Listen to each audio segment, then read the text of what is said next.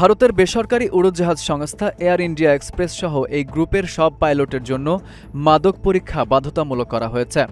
গত বৃহস্পতিবার সকালে এয়ার ইন্ডিয়ার পাঠানো এক ইমেইলে জানানো হয়, বিদ্যমান বিধিমালায় যেসব পদার্থ বা ওষুধ অনুমোদিত নয় তা চিহ্নিত করতেই এই উদ্যোগ নেওয়া হয়েছে।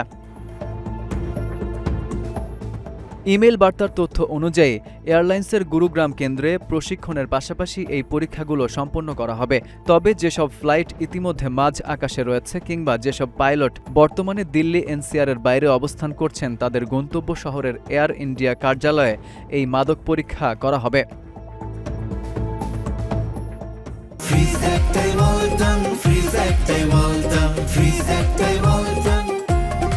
এয়ার ইন্ডিয়ার পক্ষ থেকে বলা হয়েছে, নিয়ন্ত্রক সংস্থার বাধ্যবাধকতার বাইরে গিয়ে নেওয়া এই বিশেষ উদ্যোগ বিমান চলাচলের নিরাপত্তা ও পেশাদারত্বের সর্বোচ্চ মান বজায় রাখার ক্ষেত্রে তাদের দৃঢ় সংকল্পের বহিঃপ্রকাশ। পাশাপাশি এটি যাত্রী ও সাধারণ মানুষের মনে আস্থাও বাড়াবে।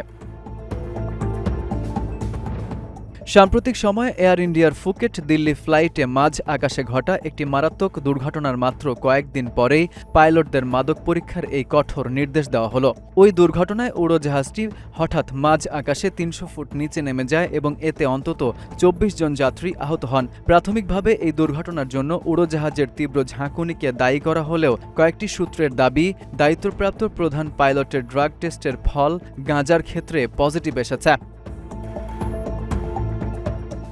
এফইউ আহমেদ, ইত্তেফাক নিউজ।